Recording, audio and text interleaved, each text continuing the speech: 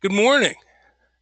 It's it's time for IFPA's 2020 Industry Insights, another adventure in webcasting brought to you by the Board of Directors of the Independent Free Papers of America. You regulars know what's coming next. If you see the red IFPA 2020 logo, please use the GoToWebinar dashboard on your screen. Give me a hand raise. Now, this ritual is all about me being gun shy based on the time I went 10 minutes into one of these before I realized people couldn't hear me. How do you do the hand raise, you ask? Do you see that box at the upper right hand of your screen? To the left of that, there's a little tab with a series of buttons on it. The bottom one is a symbol of a hand. Go ahead and click that one just for fun. I won't call your name, but it'll let me know you're out there. Now, the real purpose of this exercise, besides alleviating my panic, is for you to get a look at that box, which is also where you type in your questions and comments. This is going to be a session based on questions, and that dashboard is going to become real handy later on when you want to submit one. So now's a great time to break it out. My name's Bob Munn, and as many of you know, the IFPA board and I are winding down on what has been by far the most successful year of 2020 Industry Insights. We can talk a little more about that later, but first, a quick commercial.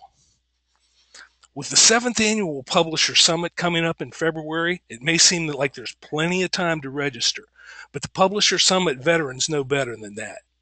When Tom Aird first got the idea for a single day-long roundtable brainstorming session for publishers, we started out with just under 20 in that room, hashing out every issue, sharing every community publishing challenge that anyone cared to raise.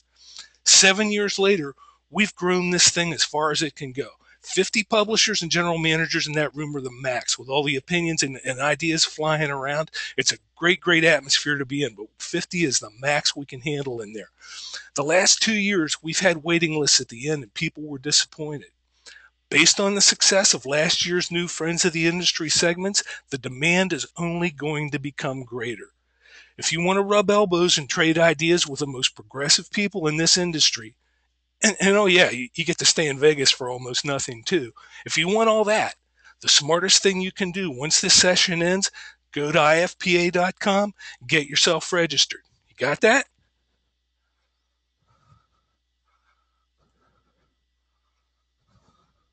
Just want to check something here.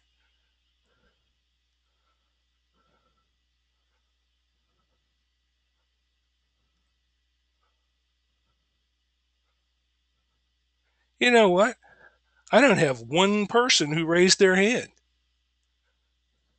I can hear you. Where are my veterans?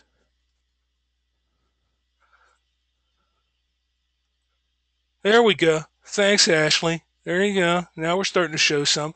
Okay, there we go. Now we're in business. They were scaring me. They were scaring me. I think they figured this year's gone so smoothly. They just wanted to scare the heck out of me at the end. That here's some really good news. If you're interested in the challenges of the future, and that's what we deal with at the Publisher Summit, if you're seeing your customers' needs changing and you're looking for new ways to serve them in your market, you don't have to wait until February because we have Ryan Dohrn here today, and this stuff is right in his wheelhouse. Many of you have had an opportunity to meet Ryan at the fall conference in Washington, D.C. Let me tell you, nothing makes an IFPA president's job easier than when the entire board is in agreement on something. And it was immediately unanimous that we had to see more of this guy. Ryan was one of the earliest advocates of blending the strengths of traditional media like ours with the new tools of digital. And that was the genesis of his 360 ad sales system and his company, Brainswell Media. The 360 system is used by hundreds of ad sales reps, not just around the country, but around the globe. Now, unfortunately, attendees in DC had just one problem with his sessions on creating digital packages and selling digital: not nearly enough time. IFPA has some big plans for Ryan in future months, but for today's purposes, he has some unfinished business, and I don't want to waste another minute before we get to that. Ryan, welcome. Thanks, Bob. Appreciate it, everybody. Thanks so much for allowing me to spend some time with you today. And we're broadcasting live here from our studio just outside of beautiful Augusta, Georgia, and Bob, I won't tell you the temperature because too many people, if they could, would throw things at me today. I know it's a little chilly up north, and it's in the 70s here today.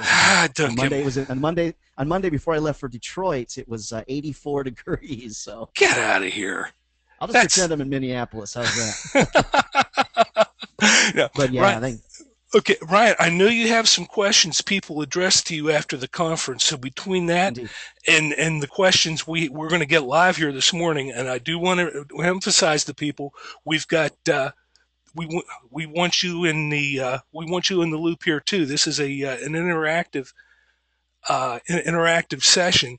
This is going to a lot of this is going to depend on the questions that you submit. So that box that that you accessed earlier to raise your hand, don't be shy about submitting questions, and we'll give those to Ryan as he as we progress here. You getting that, Ryan? Yeah, you have the question, you have those slides over on your side, don't you? I do, but I don't have them queued up. I thought you were going to run them. Okay, no problem. Let me pull them up here on my side here for just one brief second. Apologize for that. I thought they were coming from your side, so no worries. Let me grab those real quick. It'll take just one brief second. Sorry about that misstep, everybody. That's Okay, well, while we're doing that, before I turn the controls over, and as we're doing this, again, these are all up to you. If you use that dashboard on your screen to type in those questions, we'll address as many of them as you can. You're gonna have questions, and Ryan's here to answer them. If you don't get your questions addressed, it's going to be because you were too shy to ask them. So get me your questions. We'll address the questions that he got after the session in D.C. and we'll move after we do this deft transfer of control over a distance of thousands of miles of cyberspace to You got it. Yep. to get there. Uh, And I've got it got it? got it right here on my screen. Sorry Oh, about there we go. that. Sorry about that, everybody. And we'll fire it up and yeah. So let me show my screen here and make sure that you can everybody can see that. And how's that look? Are you able to see? Yeah, you're up there. You You're up there. able to see that? Yes. And is it covering the full screen? Um. Yes. Anything else we It need to do? is at my place. Okay. Okay, that's it. Always a little excitement in a 2020 webinar. Yeah, not a problem at We've all. got we've got some stories. Now, Ryan, you work with traditional media around the world, broadcast, cable, magazines, and community publishers like us. Are we Right. the only ones struggling to find new ways to serve our customers? No, not in the least bit. And the questions that came, Bob, after the summit in Washington D.C. are some pretty common questions that I get. And the other piece is I've spent quite a few hours researching the membership of the IFPA to make sure that the answers I'm giving are, if you will, uber specific to the niches that you serve. One of the things I try to pride myself in is making sure that I'm speaking not only at the level of the folks that we either have on this call today and the webinar today, but also making sure that the answers I'm giving can actually be implemented. The things we're talking about can be implemented by the staff size that is represented by the members. There's really nothing worse. Well, I shouldn't say it's terrible. I always love to hear ideas from people about new revenue and ways to solve problems. But very often, the people that speak at conferences are up here, okay, and the publishers on location are perhaps down here, and they just can't either afford to do it or they don't have the resources. And so, as we walk through the different questions today, I want everybody to understand I'm always going to be cognizant of the fact that many of you have small staffs. Many of you don't have thousands of dollars to implement the ideas that we're going to talk through. I just want everybody to know that I pride myself in making sure that I always, bring you answers and solutions that I think anybody can implement. So, would you like to read that first question, Bob, or Yes, you want me got to? it right here. Question number one: how do I bridge the gap between print and digital with reluctant advertisers? Now, for me, one of the things that I notice, and for everybody on the webinar today to understand something, I sell media every day as well as consult with media companies. Now, why do I do that? I do that because, honestly, there's nothing that I hate worse than a trainer, a coach, or a consultant that hasn't done what they're talking about in the last 10 or 15 years. The interesting piece is every day things are changing. So I'm consistently or constantly dealing with advertisers that are either fleeing us, fleeing my print media, my events for digital opportunities, or they're not buying digital because they just don't understand. So the piece, to understand is that there's a large gap, if you will, between the print world and the digital world. And so this question as submitted is a really excellent question. And one of the things you're always going to hear me talk about is using great visuals. And that's what I'm trying to do with you here today. So there's a chasm, if you will, or a gap between someone that buys print or is comfortable with print and then the digital side of my business. So part of getting these folks on board, advertisers on board, is helping them understand the benefit that comes from digital enterprises now and digital opportunities. So by nature, people are adverse to risk. Now, I'm a weird one. I don't mind taking risks. As my father-in-law would say when I talked about going skydiving, he said, well, why would you jump out of a perfectly good airplane? Okay. Well, fact of the matter is, I don't mind taking risks. But here's the thing to remember: if you're trying to sell digital opportunities to a print customer, the fact of the matter is they're never going to admit they don't know. Typically, they won't admit that they don't know. And by nature, people are adverse to risk. The second thing is, by nature, people are adverse to change. Now, I would move my family every couple of years. My wife of 18 years would kill me, but I like change. By nature, the majority of people don't like change. So if you're asking them to move from traditional print over to digital, you're asking them to make a little bit of a risk. You're asking them to make change. Now, conversely, you might have some advertisers that are solely interested in only doing digital. They want nothing to do with print. That's a little bit of a different question. We'll address that in a second.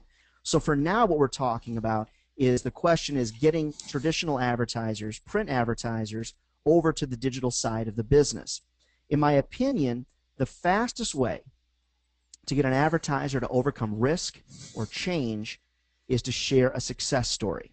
Now, let's assume for a second, and then we'll talk about those that don't have any stories to share. Let's assume for a second that you actually have some success stories to share.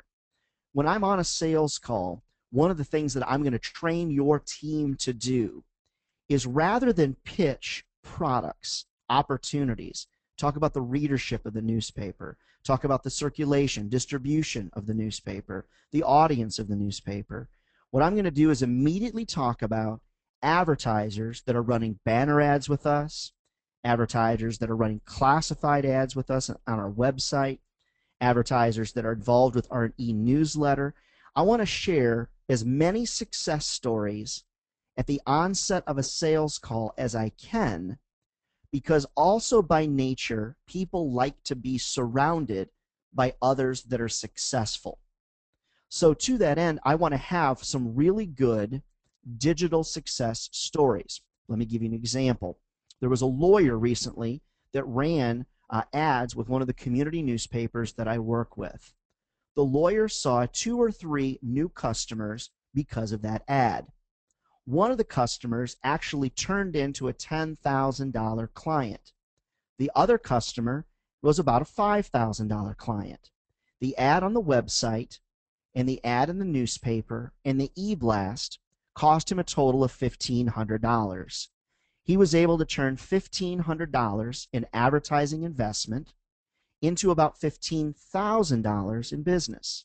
Now, if I'm on the sales call, I'm always going to make a joke, something like, you know those weight loss ads on television that say results not typical, okay? I'm not promising you that you're going to generate $15,000 in income. What I am going to do is share success stories to get the print advertiser or the traditional advertiser excited. Now, maybe you don't have any success stories to share. Maybe digital is brand new for you. So what you have to do is create those stories. Now, creation and making those stories up are very different, okay? Creating the story would be going to a print advertiser and saying to them, listen, you've been a valuable print advertiser of ours for several years. I would like to give you the opportunity at a very high discount to run some banner ads with us, maybe an email push with us, something along those lines, in an effort to try to generate success for them. In return for this significant discount, notice I didn't say free. In return for this significant discount, I'd like to share your success story with others. And very rarely, Bob, I'm talking very Hmm. rarely, do advertisers say, you know what, I'm just not going to allow you to do that.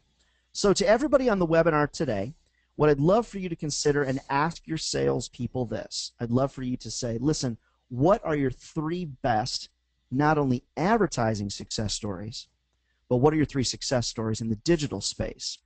Again, if you don't have any, then you're going to need to create them by getting some of your good advertisers on board with your digital products. You know, Ryan, that's a great point, and you can't overstate the power of those shared success stories. Now, I know some of the sales managers in this meeting are using a technique that we used to use called sharing excellence. At Yep. every sales meeting, every salesperson is obligated to come in with a success story, a story of something that's going well in their territory, something that went well with their customers. And when you begin stacking those positive success stories on top of each other, you've got real power there. Agreed. I think that there's nothing better that you can share than success. To be honest, Bob. I mean, when it comes to advertising success, it is one of the things that's very often overlooked by salespeople. When I go out and I coach these folks, or I have them on the phone, unfortunately, most salespeople begin immediately to talk about their product, and they sell their product. And this is kind of crazy, Bob. They sell their product like a washing machine.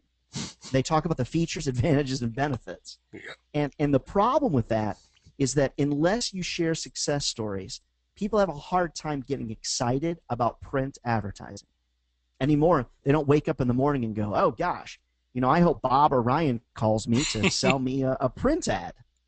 So the success stories you have out there, and you should have several, are going to be beneficial to not only selling print but also to selling digital as well. There's your assignment. Come up with your three best success stories. Shouldn't be a challenge. Okay, ready for the next question? I am indeed. Okay. What are three or four things to consider on every sales call to increase the digital ad sale or the total ad sale? Great question, and I appreciate you guys submitting that question. I think it's very important to understand there are five basic things that most advertisers will be thinking about in their mind when you're sitting in front of them on a sales call. Now, again, what very often happens, unfortunately, is that we have some salespeople that have been selling for a very long time, like you have, Bob, and like I have. Okay, I like to make the joke. I feel like I've been selling since Noah built his ark. Okay, it's been a long time. I And the say I've interesting been doing thing, it since before disco, but you must go back a little further than I do. so for me, what I want to help salespeople understand, and if there's some sales managers on the webinar today, one of the things that's really vitally important, whether it's a rookie sales rep or it's a veteran sales rep, is that we have to understand that what's going through people's minds have changed over the course of time.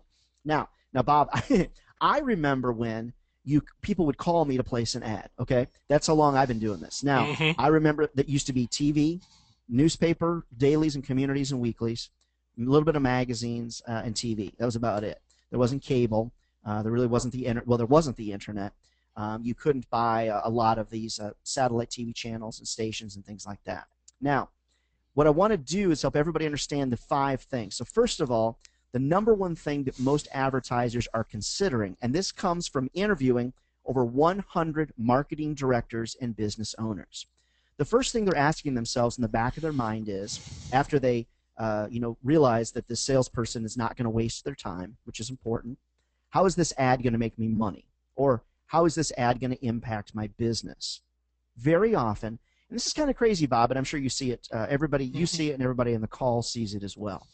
Most salespeople do not paint a picture of potential for an advertiser because they're afraid that if they talk about the ad's success, and if the ad is not successful, then they're going to look like a bozo, or the advertiser's going to be mad.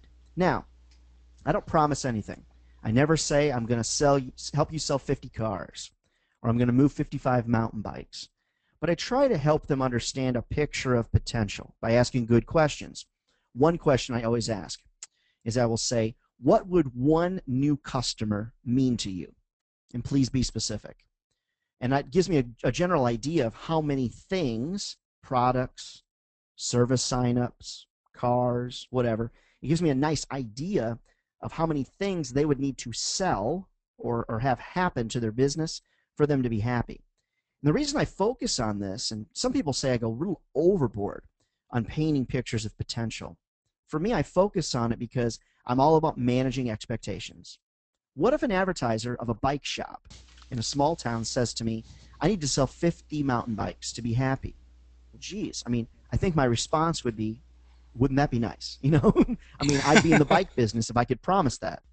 So the first thing I want to talk with them about is how's this ad going to impact their business, or how's this ad going to make them money? And I want to be careful. I don't promise things, but I do like to paint a picture of potential. The second thing to consider when selling more digital is this: will this salesperson be there for me? Now, it's interesting that marketing directors and business owners say this because the perception of most salespeople is that they're going to cut and run. They're going to sell you something, and the next time you'll see them is when they want something else from you. I fight this every single sales call because I'm not a cut and run specialist. I don't sell and take off. But very often, when you're talking about digital and digital opportunities, advertisers are afraid that you're going to sell them and then you're not going to be there. So it's a very important point to address on every sales call when you're selling digital. Next, most advertisers don't know what they're going to feature in their print ad. They don't know what they're going to do with the digital ad or an email push or an e-blast or a Facebook ad. So because of that, I want to bring in lots of examples. I want those examples to be printed out. I want to be able to, I don't want to take people to my website. I don't want to take them on an iPad. I don't want to show a PowerPoint. I want printed out pieces of paper, good old-fashioned paper, okay? It's a leave behind, something I can leave with them. I'd actually encourage a lot of people to just throw their media kit away. The media kit is meaningful to the publisher and to the person that put it together. Most advertisers, a media kit is almost like hieroglyphics, to be honest. They don't get it. They don't know what a frequency price grid is. The sizing metrics make them very confused. The only reason they ask for the media kit is because they've been trained to ask for it. So I want to take in lots of examples of what these ads would look like. If someone doesn't, in their mind, if they can't see what that ad's going to look like, if they don't know that you're going to be there to help them and be there every step of the way, if they can't potentially see how this could make them money, they're not going to buy it from you. All right, the next thing, is this going to make me look good? Or is digital going to make me look bad? See, there's a very strong misconception with a lot of older customers, okay, that are a little more traditional, that if you get into the digital space, it potentially is going to hurt your brand as being a really solid business because now you're dabbling in Facebook and it's very informal. It's used by a lot of kids and things like that.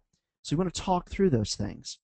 The last point of consideration, and I found this to be very true over the course of time, the last point of consideration is price.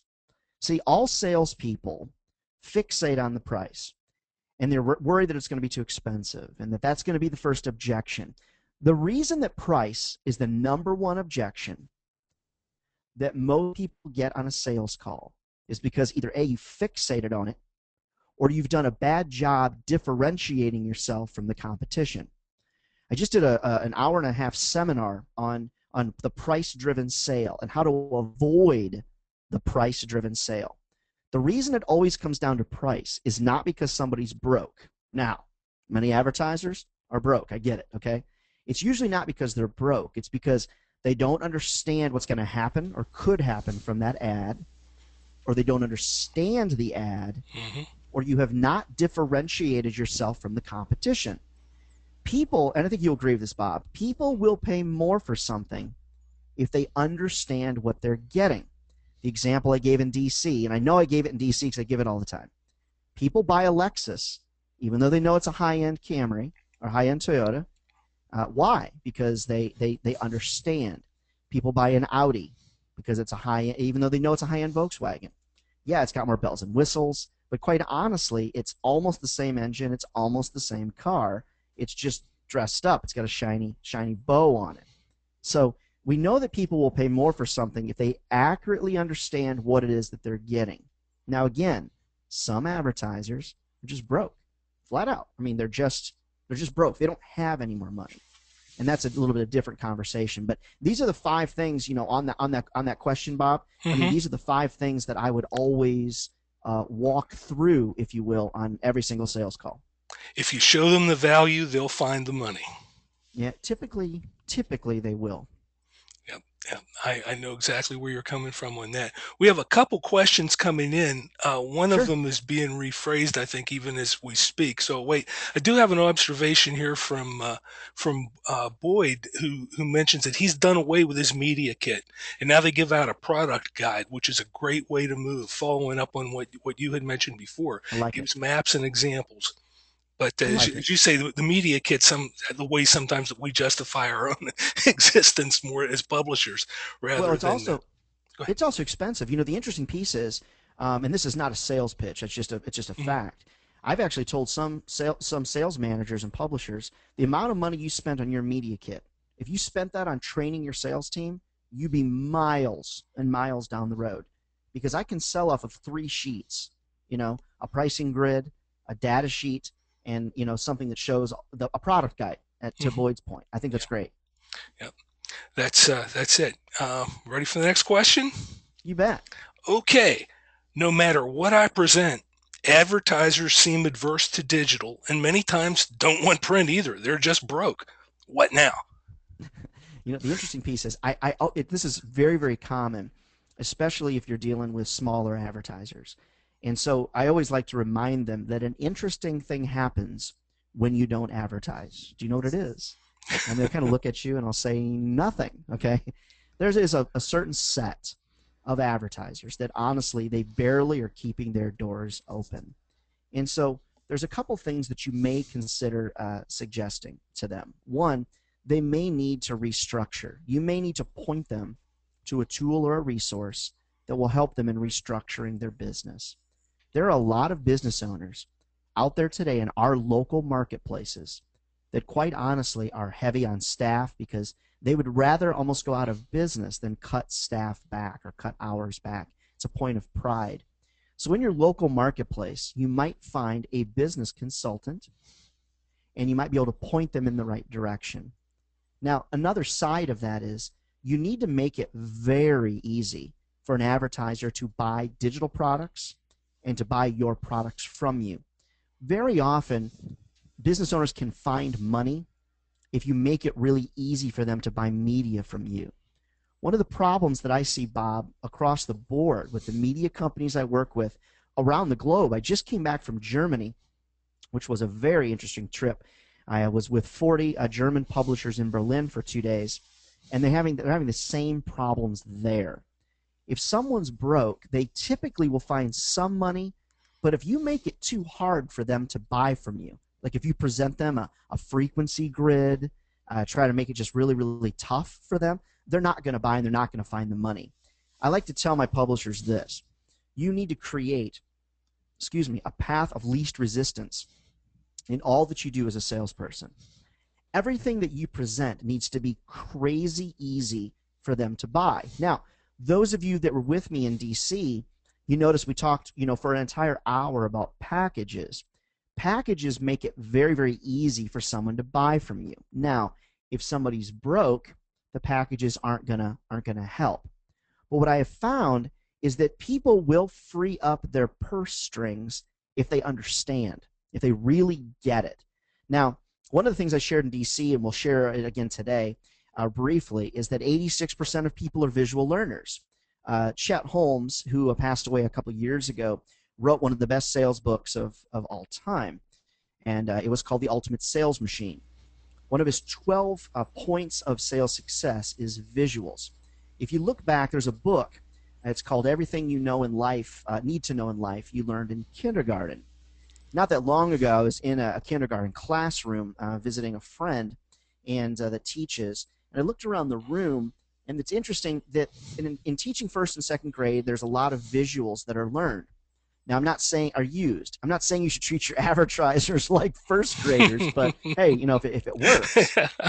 For me, though, one of the things we didn't show in DC were things like this, and this is a data sheet. And this may be in Boyd's product guide. He may use something like this as well. So this is Bulldog Illustrated. They're in Athens, Georgia. They're a little newspaper that's all about the Georgia Bulldogs, and they specifically target the football season. Now, one of the challenges that they had is that advertisers didn't have any money, or that's what they were saying. So as they met with the advertisers, they used a data sheet like this to very specifically describe to people exactly who they were and what they were getting. See, because you're a newspaper, there is a bit of a misconception that the audience is not very big. Even if you say 10,000 or 20,000 or whatever it is, there's a misconception that the audience isn't as big as the internet, or it's just not very big. So one of the things that's interesting is you'll notice they use a visual on this data sheet. It says, during football season, we are read by 118,000 Bulldog fans each month. That equals the fans in both Stanford Stadium and Stedman Coliseum. And so the whole idea is to find a visual in your local marketplace that would help people understand how many newspapers are being distributed or being picked up. It's when you use visuals, I've actually seen an advertiser say, "Oh, that's a lot of people. I didn't realize that." So what this proves to me, Bob, is that you can talk as a salesperson all day long, and salespeople are great at it, right? But when you add visuals to the mix, it helps people really understand the size of the audience. So when I'm working with with an advertiser that says, "Listen, I have no money. I have nothing at all," I'll typically ask them, "Okay, what are you going to do to market your business? You've got to do something." Typically, they're reaching for straws. "Well, we're going to try Facebook." I would say, "Listen, why would you do that? Why would you? What's with Facebook? Well, it's cheap." Okay. Well, the thing about Facebook is this. I'd love all of you to take note of this. 75%. Write this down. 75% of Facebook readers or users don't even live in the United States. If you drill into most of the markets that are represented on this webinar today, the total audience reach for one of your advertisers is typically between 7 and 10,000. Typically, not even over 10. Let me give you another example. I was in Detroit yesterday working with a parenting publication, and they also have an African American publication. Someone in the room said the audience on Facebook in Detroit has got to be around 800,000. I said, "Do you want to bet me lunch?" And they said, "Sure, I'll bet you lunch." I said, "How about a steak dinner at Ruth's Chris? Would you bet me that?" Now we're He said, talking. "Well, I don't know." I said, "Let's look it up." The audience was 62,000. The total audience, okay, that matched their magazine, okay, in the Detroit area, which is going to be something like maybe the 8th or ninth largest market in the nation, something along those lines. I don't know exactly where it falls. Was only somewhere, to 60 to 80,000. So there's a misconception that Facebook is going to save your business, because it's not. Okay, Facebook doesn't save Yep. businesses. It's a part. But when you use these visuals, I think it's going to be helpful. Here's an example that I showed in DC. I'll share it again. This is a fictitious example, but again, you notice it says we are read by 35,000 affluent Dallas homeowners each month. That's more people than you could fit in the front stretch at the Texas Motor Speedway. I've literally had people go, "Oh, okay, that's a lot of people." And I think in my mind, I just want to literally pound myself in the forehead and do one of these moments. Seriously, I've said this 50 times. You show them a visual, and then, all of a sudden they get it. Another example on your screen. This is an equestrian magazine example, but nonetheless, I think it's still quite good. They've combined the visual with each month reach 50,000 horse owners with a pricing grid. So rather than have two or three different sheets, they've combined it, all in one. Now, I think it could be good, but it doesn't show the audience, but it is a visual, so I think it's It's helpful. You might also consider training your sales team on the sales call to be able to write things out. So this is an example using a marker that I just wrote out, okay, on a piece of white paper. It's an old school sales technique that I love. Oh man, I love it when I can get in front of an advertiser and write things out on either a whiteboard or a blank piece of paper and leave it with them. It's meaningful. It was created from our conversation. Honestly, if you called me and said, hey, let's go out and sell using my media kit, I honestly don't know that I would know how to do that because I just don't do it because people typically just don't buy out of a media kit. Here's another example for you that shows all of the offerings, okay, of this magazine. It's visual. If you look at see the magazine in the middle and all the things around it that the magazine has to offer. Now, maybe you only have one or two things to offer. That's fine.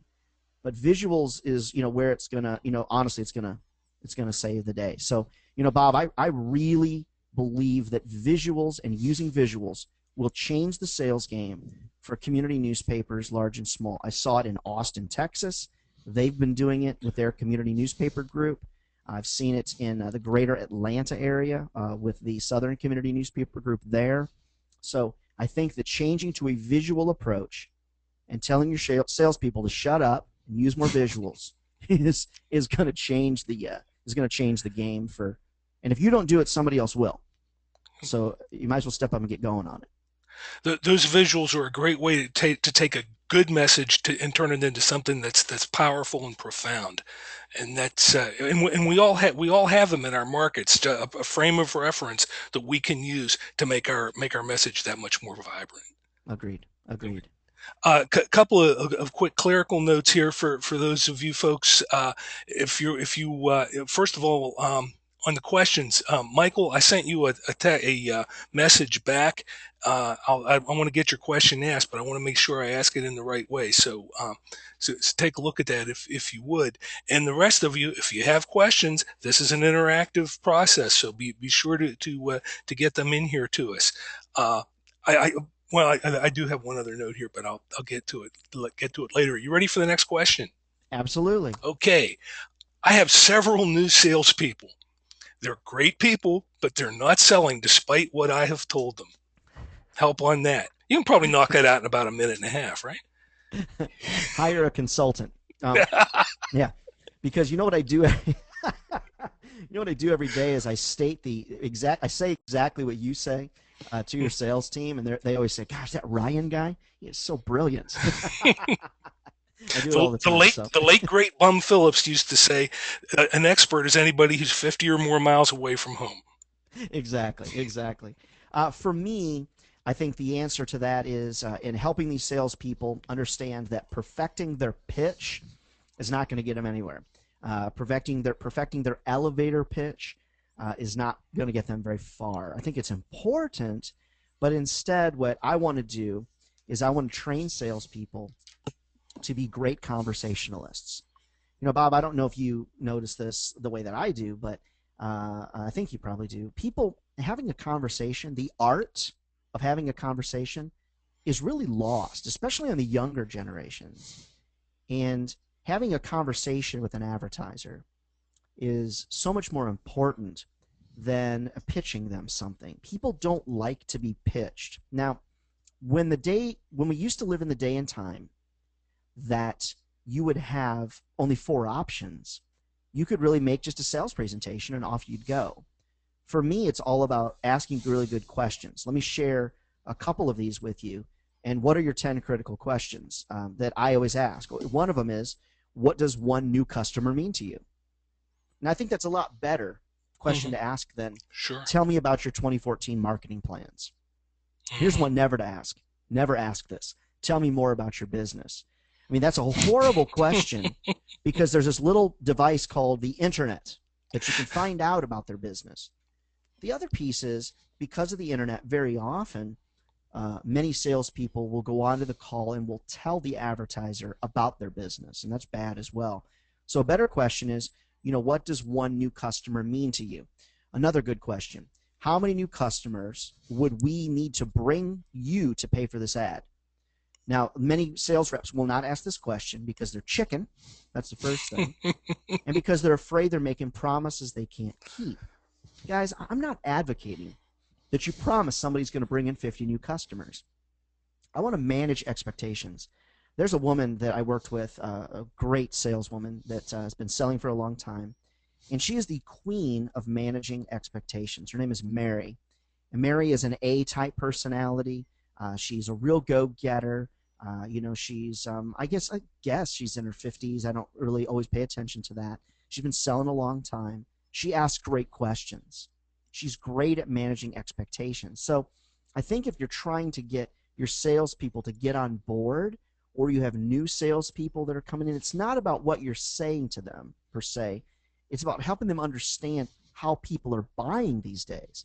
People don't buy from pitchmen, and they just don't. And if you're even for a moment perceived as a Billy Mays type person, may he rest in peace, a Billy Mays type person, you're just not going to get anywhere. Maybe you ask, what is the average age of your customer? Okay, that's a good one. Maybe this is a good one. If we created the perfect ad for you, what would you want to have happen? Be specific. If everything was perfect, if this campaign really worked out, what would happen? See, very often when you run an ad campaign with somebody, they think that 5,000 people are going to come to their store. And you would think that they wouldn't feel that way, but I mean, it's very often it is that. So I think I would always ask the sales team, what are your 10 critical questions? I would train or mentor your sales team around those critical questions. I think it's very, very important. Also, look for some books about the art of conversation. There's a good one that Jerry Acuff wrote called The Relationship Edge.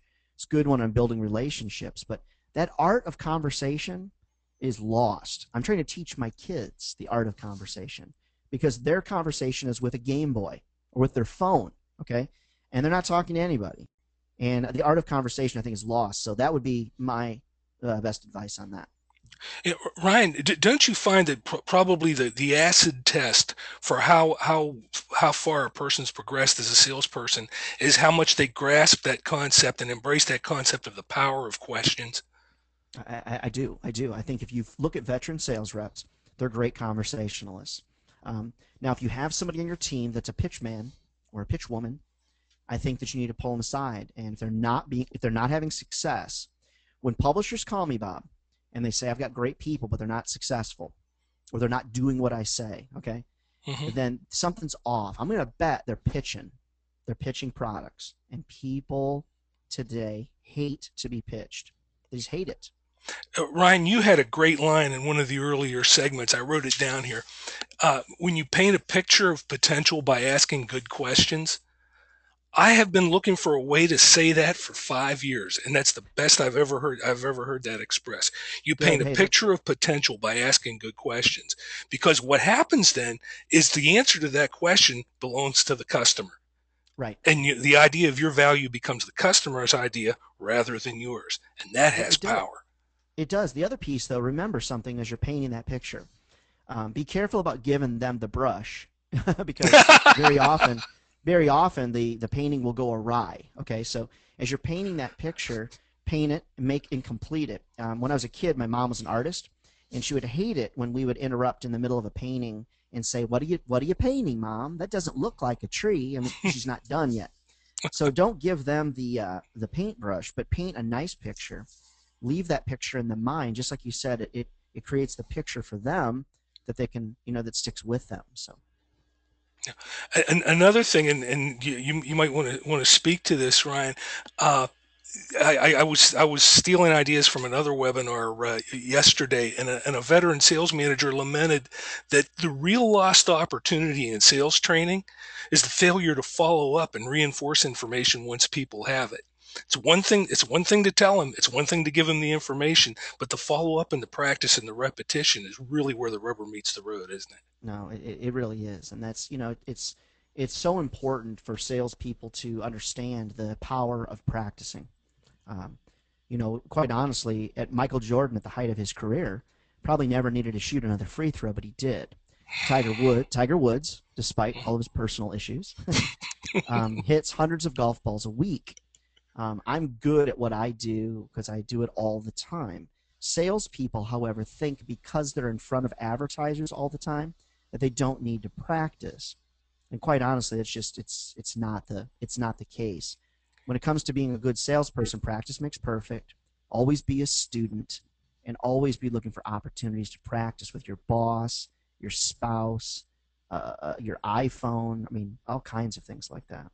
I know we're going to talk a little bit more about role playing and practice later on down the road, and that's going to be important to this. But I have a comment here from Michael, who mentions that the book The Art of Conversation is a spot on comment. Too often we allow the team to become transactional order takers, and I Yeah, think he's got it right on the nose there.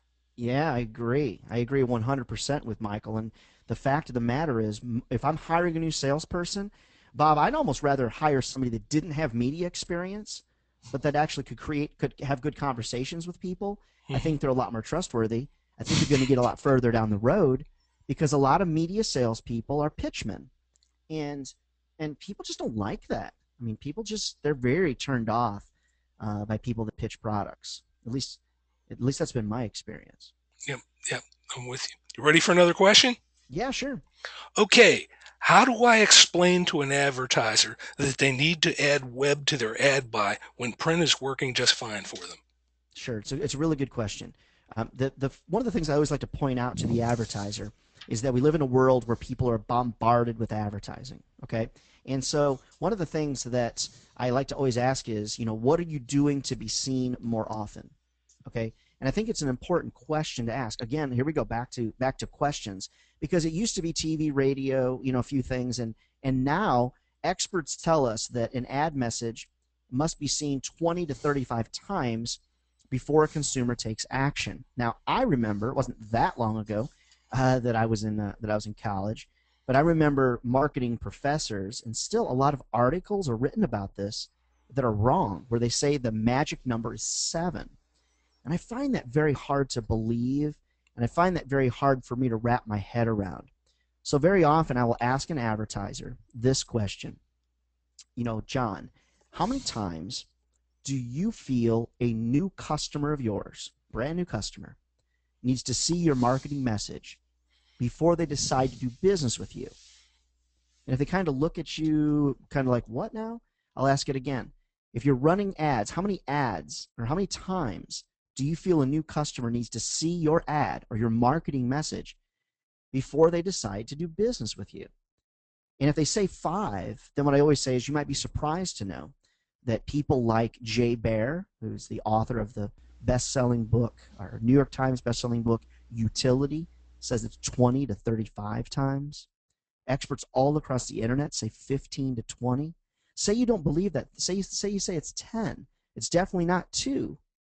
So I like to have conversations with advertisers and talk about how their customers are bombarded with information, Facebook and cable and radio and TV, and then just ask them how many ways what are you doing to reach these people in multiple ways on multiple days? I use that all the time. What are you doing to reach people in multiple ways on multiple days? And if they can't answer that question, they're always going to struggle, especially if you hear something like this, like they'll say, well, word of mouth. I mean, my main marketing vehicle is word of mouth. It's not that word of mouth is not powerful, but your business is going to grow pretty slow. You also may want to include a visual like this, which is small business touch points visual. You'll need to create your own on this because this won't apply to everybody, but um, at least you can show them the various touch points that most small business owners have: public speaking, email, press releases, social media, in store salespeople, seminars. And most local businesses, Bob, are not going to have 4 of these covered. So I think that using some type of a visual, if you will, is going Hmm. to be really important to getting this point across. Got it. Digital is really a multiplier when it comes to the whole media mix. That's an additional tool that we never had before. Right. One question that I'm getting here, Ryan, is in your opinion, in the context of community publishing, which is what all of us Mhm, do, mhm, mhm. what digital services should we be looking to provide our advertisers first? What do you see as the key or the foundation for that? Great question. First of all, I think that you need to establish, well, first of all, I think that email is still increasingly powerful. So, running any type of contest or promotion on your website to collect email addresses, email is very, very powerful. And I would say that Facebook is very overwhelming, okay? But Facebook is a powerful way for community newspapers to connect with readers in the local area. So spending some time, effort, and energy, whether it's at webinars or whatever, understanding how you can get your advertisers involved with your Facebook page, even if you don't have any content. I know that some of you don't have content. That's okay. There's a lot of things that you can do, on Facebook. But visibility packages, helping small business owners with visibility online is really, really important. So let me give you an example on that. A lot of small business owners need reputation management, meaning that you're watching their reputation online. And I'm going to give you a solution to this in a second. Great. Reputation management. A lot of local businesses need submission to business directories. A lot of local businesses need help with search engine optimization.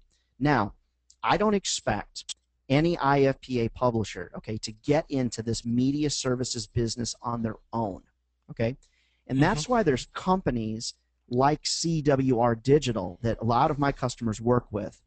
And what they do is they white label these type of services. So they provide the service for you as a publisher. Okay, it doesn't cost you anything. Your sales team sells it and then they fulfill it, but they put your name on it. That's what white label means. White Mm-hmm. label means that they have this service offering and then you put your name on it. So if folks are interested in that, Bob, have them pop me an email and I'll get them hooked up with those guys. They're really good. The markup on these services is huge. I mean, it's really, really big. And it could be 300%, in some cases. So it's nice. It's a nice add on. Media services, even though a lot of people are poo pooing it these days, media services coming from the community newspaper group, okay, are very powerful and the markup is good. Now, what you may not want to do, I probably wouldn't spend a ton of time on banner ads because they're not terribly effective in local markets. It's not that they're not important, but they're not terribly effective. I'd focus on media services, email, Facebook, and any type of data collection, that you have. Classifieds are very good, and business directories. Business directories are very powerful. I noticed, Bob, at IFPA in DC, there was a lot of classified vendors that can help you with Mm-hmm. classifieds. Classifieds can be powerful, but I love media services, meaning the helping businesses with their SEO and things. I Mm-hmm. love not having to touch that, being And able to sell it, but someone else fulfills it. and with the potential to white label, those of us who don't have the back office bench strength, like a few Right. of the pioneers in our association do, they can farm that out to people who just do that and put Yeah, their oh name yeah, on and it. you guys just, I mean, that are on the webinar today, my Mm-hmm. email address is on the screen. Drop me an email. I'm not going to, I don't sell this. I just will point you to the right people that are trusted resources of mine to help you, take care of it. And then, they would train your sales team on how to sell it. So just imagine if you could make, $15,000 an additional revenue a year from media services. That would be, in my opinion, I mean, that'd be great extra money, especially if you don't really have to do anything as far as fulfillment goes. If you're interested in this concept, I want to point out that that's something we're going to be talking about a lot at the Yeah, Publisher Summit in Vegas here in February. nice. We're gonna talk a lot about that because I think that's where the opportunities are.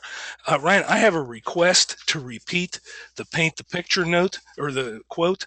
So with your permission, that was paint the excuse me paint a picture of potential by asking good questions. Use those good questions to paint a picture of potential. Okay? Everybody got that? Okay. Okay, I got another question here.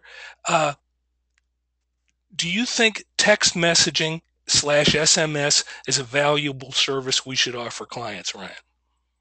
I don't because I do not believe it's a valuable service because I think it's tremendously disruptive.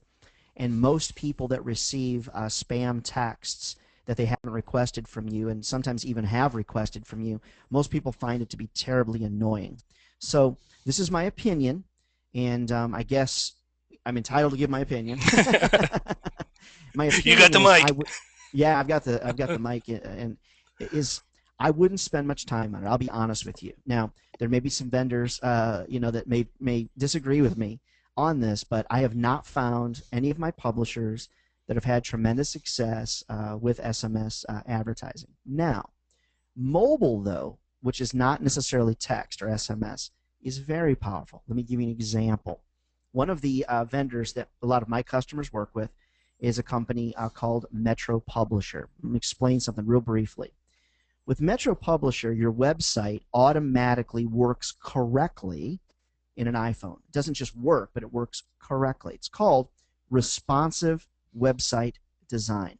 And I mentioned Metro Publisher's name because they were an exhibitor, a vendor in DC. So I've got some good track record with them. Now, mobile and advertising on the mobile versions of your website can be very exciting. It can be a really good opportunity. It's cost effective. It's not terribly expensive. Excuse me. It's easy to execute. But to answer the question, Bob, I truly would not spend a tremendous amount of time on it unless people are asking you to text them, which is pretty rare. I'd move on to some other things. I would spend my time in media services before I'd spend too much time on text messaging. Okay, thank you. Okay, we ready for the next question? Yeah, I think we have time for one more, don't we? Or at Okay. least one Oh, more. we got a couple more. Um, Okay.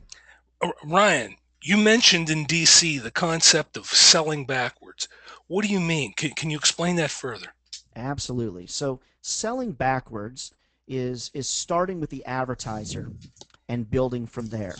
One of the things I mentioned in DC, I'm maybe just a couple weeks from submitting my new book, which is called Selling Backwards.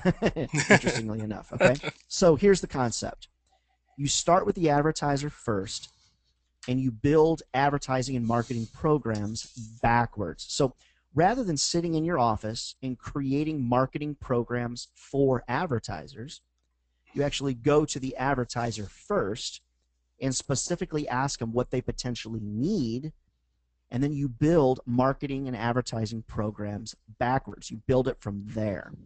So I have had tremendous success starting with the advertiser, asking really good questions, and then looking at the opportunities that we have, and then melding those opportunities, if you will, around the things we have to offer. Let me give you an example.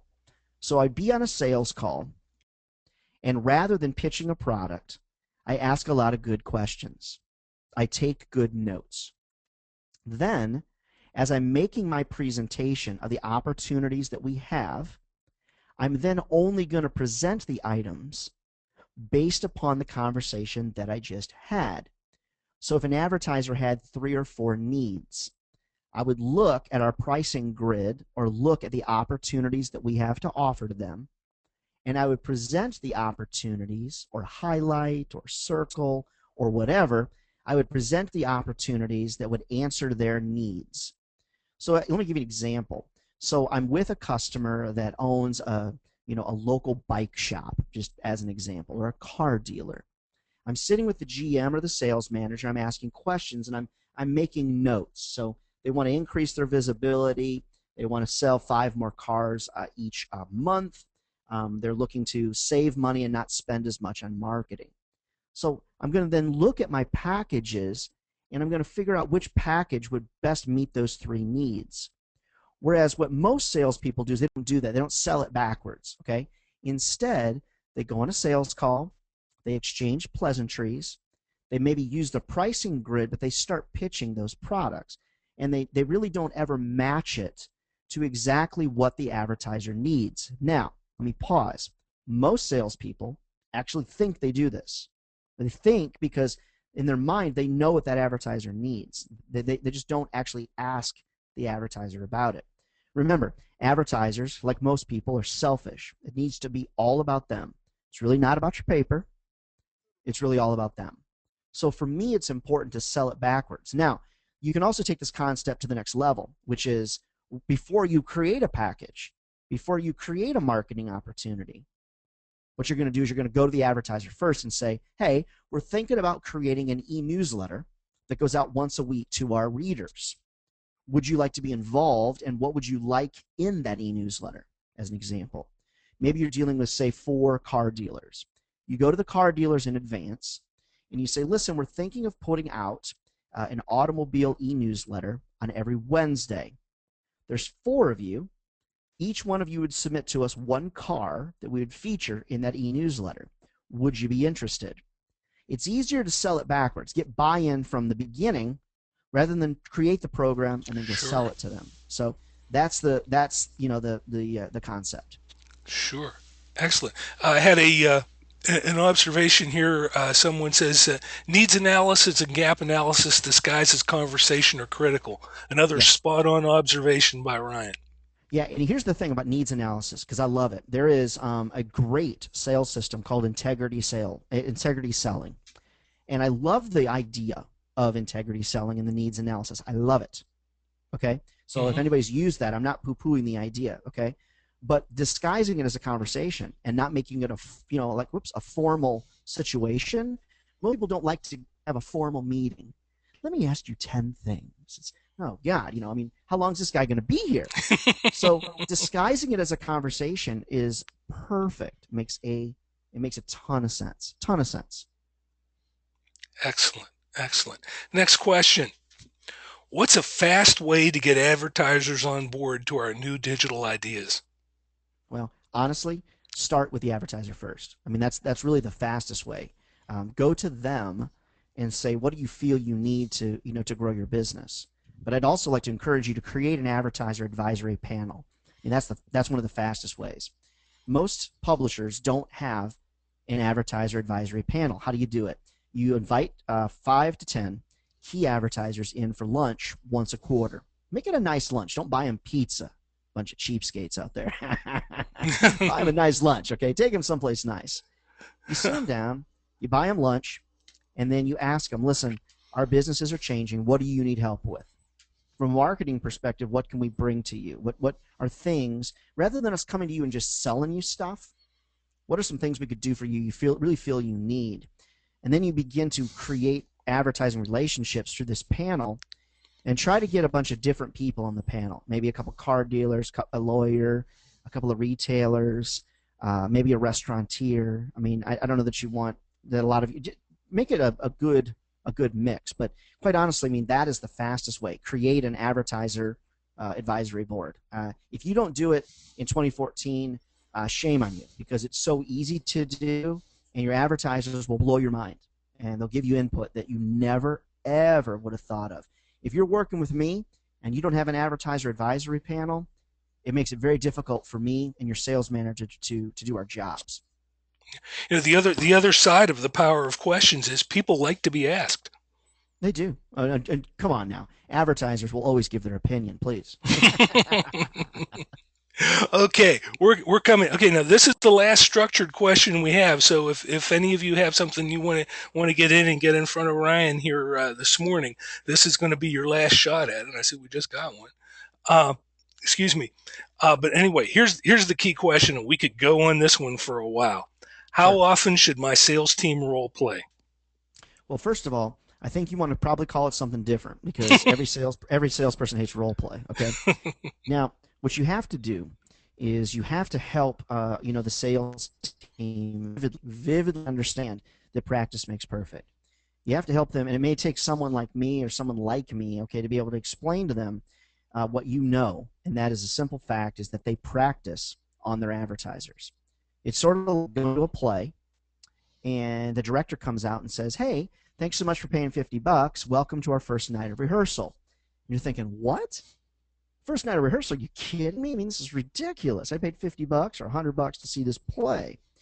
Salespeople, the older they are, the more they hate to role play, the more they hate to practice. And I'm not an old sales guy, but I'm old enough to recognize that role playing is no fun. People hate it. Actually, Bob, I have people say, I can't do this in a role play environment, but put me out on the street and I can sell all day long. That's ridiculous. You're killing me. If you want to be perfect, if you want to be awesome, you've got to think of yourself as a finely tuned athlete. Michael Jordan practiced and shot hundreds of free throws. Tiger Woods hits hundreds of balls. People that are awesome at speaking or whatever it is that they do, if you're because you're a great mechanic in your head, no, you work on cars every single day. So just because you're holding sales meetings doesn't mean you're getting better. You've got to go to class. You've got to practice. You always have to be upgrading your skills. You have to humble yourself and realize that if you want to be great, you've got to practice. This is what I would share with you that I'd love for you to share with your teams.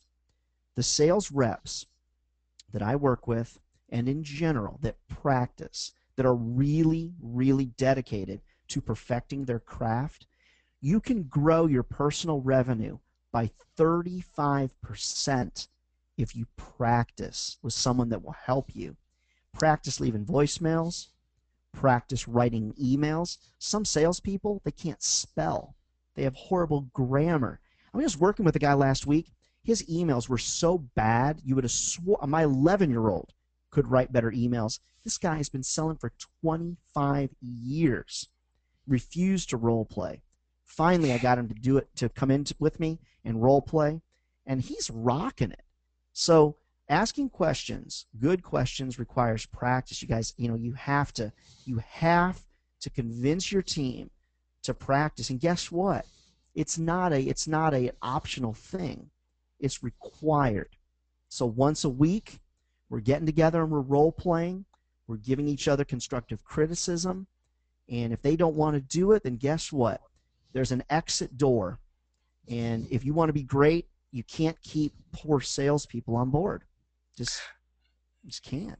The reason it's so easy to talk sales managers out of doing role play in sales meetings is because sales managers hated role playing when they were sales reps too. That's the nasty circle that we get into with that. But if you think, and just to reemphasize Ryan's point, we gain confidence and mastery through repetition, whether it's in athletics, with any skill. Cooking, Right. doesn't matter what it is. We get confidence and mastery through repetition. And right now, our salespeople are getting their reps in front of the customer. Yeah, it's bad. How backwards is that? Yeah, it's We bad. we we It's gotta just we gotta we gotta learn our game before we go out there and start playing in the big leagues. And yeah. I think that's Ryan's message there. Um, Excuse me. Now, one thing that I wanted to get to before we get out of here, because I know some people are up against a hard out and want to Sure. get out of here pretty quickly. Although, boy, this audience has stayed stable. This has been this has been a great situation. But Ryan, I was hoping you might talk about, as I alluded to before, we have some big plans for IFPA has some big plans for Ryan in 2014. And Sure. one thing that we're going to talk about is a course on fundamental digital approach to fundamental digital, which I think a lot of our people are really interested in. I wondered if you could give us a little bit of an idea of what you're looking at there.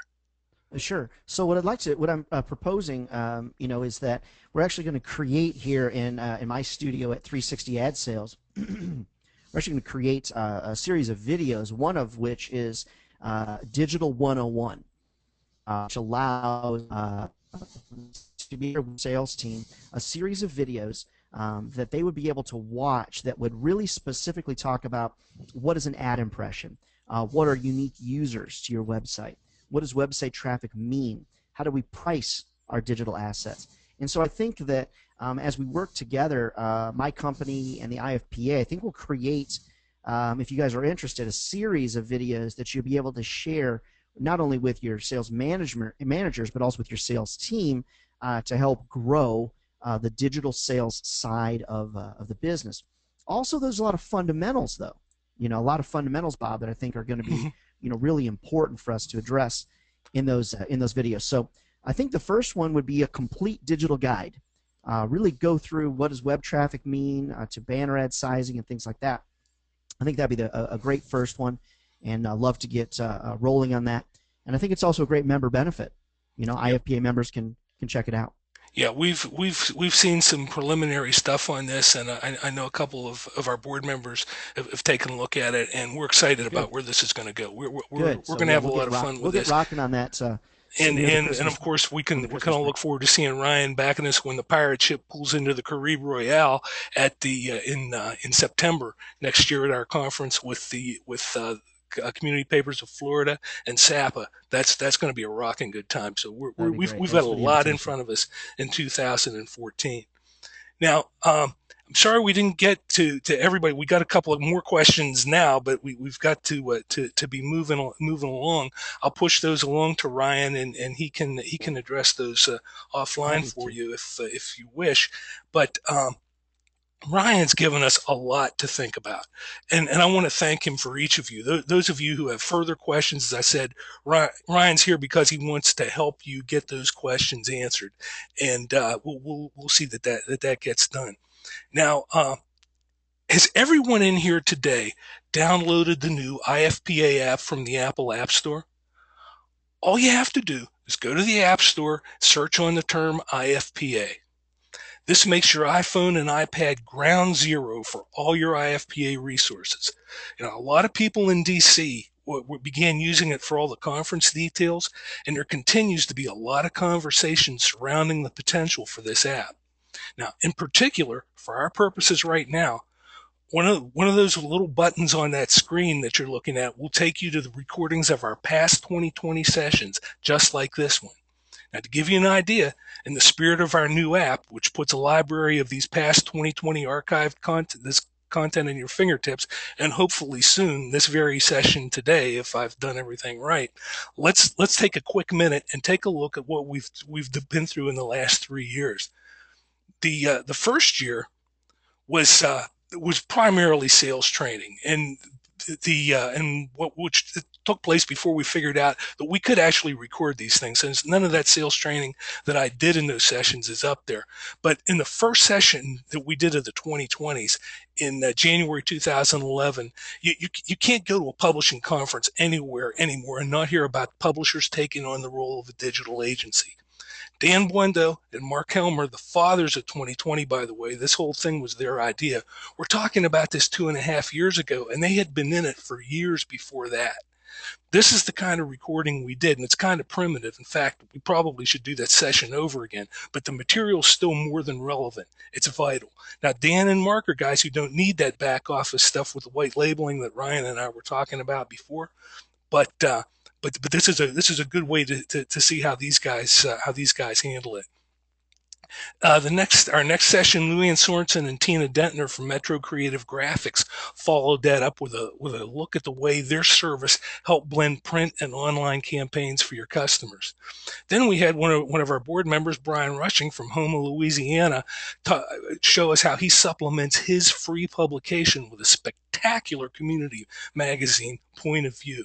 He and his editor, Terry Trehune, sat down and outlined some ideas on helping to start similar publications in your markets. I know a lot of you have accessed him as a resource on magazines in your market as well.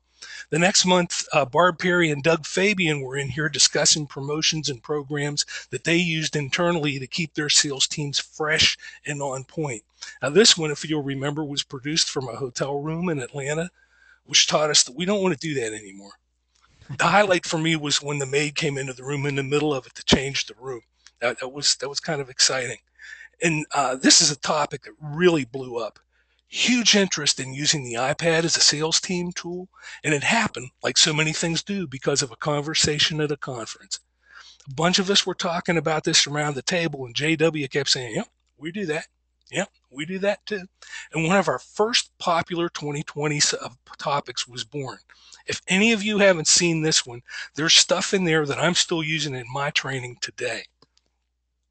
Now, Tim Bingaman would be embarrassed to hear me say this, but anyone who's paying attention knows that he and his people at CVC are one of the community publishing industry's secret weapons. Now, here he talked about publishers who made distribution conversions from mail and carrier to demand distributions. In some ways, it's a cautionary tale and something you want to be aware of before we start messing around in the distribution area. Now, with this one, 2020 went back to its sales training roots. This guy came in and talked about the way that salespeople talk about money. I don't remember a whole lot about this session, but as I recall, this guy was really, really good.